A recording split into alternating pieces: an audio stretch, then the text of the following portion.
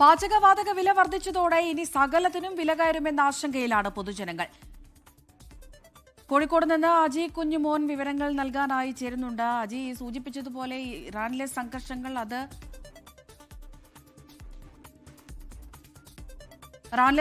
അത് വലിയ രീതിയിൽ തന്നെ ഇപ്പോൾ സാധാരണക്കാരുടെ ജീവിതത്തെയും ബാധിക്കുന്ന ഒരു സാഹചര്യത്തിലേക്ക് എത്തിയിരിക്കുന്നു. ഗാർഹിക സിലിണ്ടറിനും വാണിജ്യ സിലിണ്ടറിനും ഒക്കെ വലിയ രീതിയിൽ വില കൂടിയിട്ടുണ്ട്. ഇനിയിപ്പോൾ വരും ദിവസങ്ങളിൽ ഏത് സാഹചര്യമായിരിക്കുമെന്നൊന്നും നമുക്ക് അറിയില്ല. വലിയ ടെൻഷനിലാണ് ഇപ്പോൾ തന്നെ ആളുകളല്ലേ?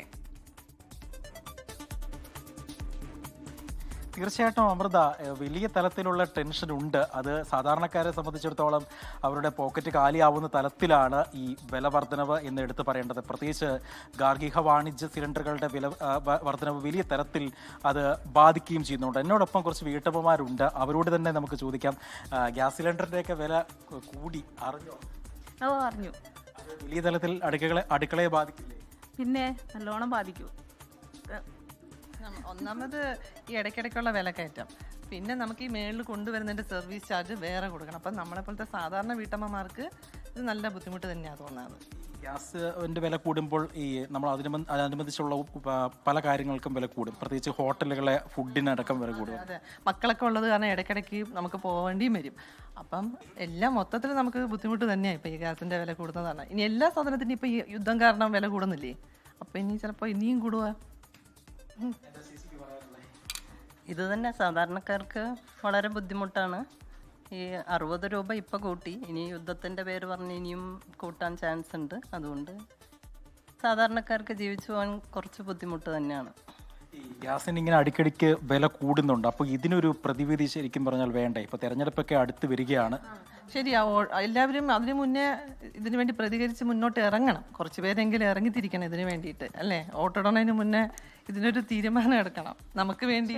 പക്ഷേ അത് വോട്ടുമായിട്ട് അങ്ങനെയല്ല. ഇപ്പൊ യുദ്ധം നടന്നത് കൊണ്ടല്ലേ ഇത് കൂടിയത്. അപ്പൊ നമുക്ക് ഓയിലിനൊക്കെ സ്വാഭാവികമായിട്ട് കൂടുകയാണ്. ഇനിയിപ്പോ പെട്രോളിന് കൂടും. എല്ലാത്തിനും മൊത്തം നമ്മുടെ സ്വാഭാവികമായിട്ട് നമ്മുടെ ജീവിത നിലവാരം തന്നെ വലിയൊരു ഇതിലേക്കാണ് പോകുന്നത്. കുറയാനാണ് ഇനി സാധ്യത.